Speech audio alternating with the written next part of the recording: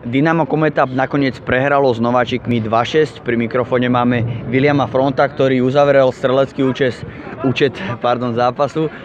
Vilo, pri pohľade na skóre 2-6 to vyzerá, že Nováčikovia jednoznačne vás porazili, ale prvý polčas a by som povedal aj druhá polovica druhého polčasu tomu tak nenasvedčovala úplne. Tak papierovo možno sú Nováčikovia, ale herne to vyzeralo inak, takže asi toľko k tomu. Boli oveľa behavejší a my kondične sme nestiahli už potom druhý polčas.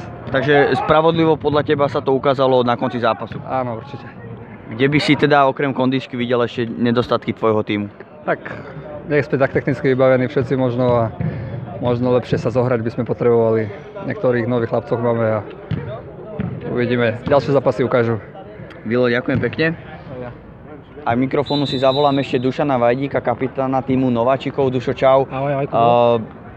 Ako som hovoril s kolegom z druhého týmu, tak ten zápas sa lámal prakticky až na konci. Aj to výsledné skóre 6-2 vo váš prospech síce je jednoznačné, ale nebolo to až také jednoduché, najmä v tých prvých pasážach hry. Tak ako si povedal, no tak bolo to od začiatku veľmi ťažké. Bolo to iba 2-1 a čakali sme, kým sa to zlomí, no nakoniec sa to podarilo nám, dali sme na 3-1, na 4-1, 5-6 a už to potom išlo v celkom pohode. Bolo to cítiť, že super už potom kondične alebo aj inak možno odpadol v závere zápasu?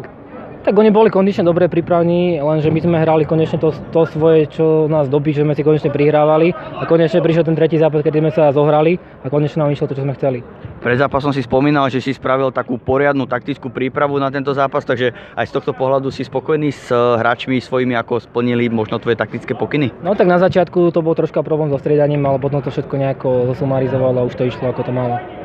Majú to mať Nováčikovia po tomto zápase na to, aby pomýšľali na postup?